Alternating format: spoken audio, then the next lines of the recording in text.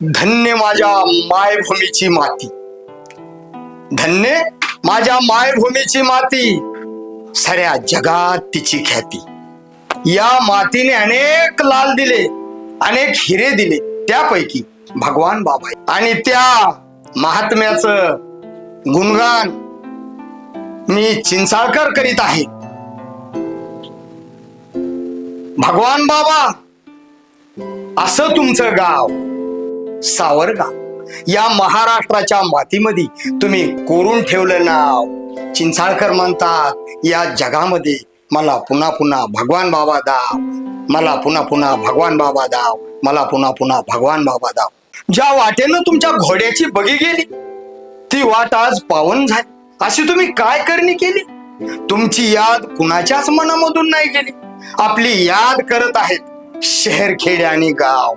चिंचाळकर म्हणतात या जगामध्ये मला पुन्हा पुन्हा भगवान बाबा दाव, मला पुन्हा पुन्हा भगवान बाबा दाव. महाराष्ट्राच्या कुशीत आणि बीड जिल्ह्याच्या मुशीत चिंचाळा एक गाव.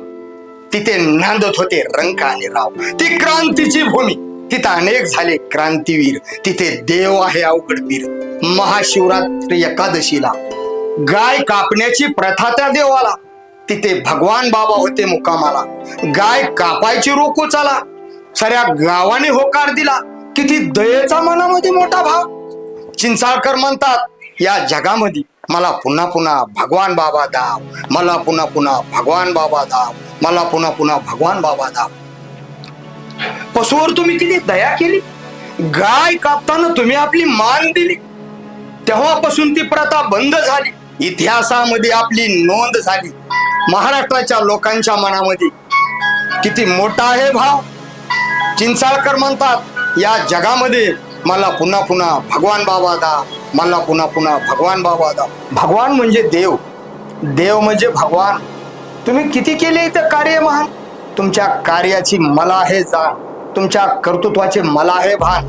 भगवान बाबा संत म्हणून तुम्ही काम केले, पुरे कार्य शिखराला नेले.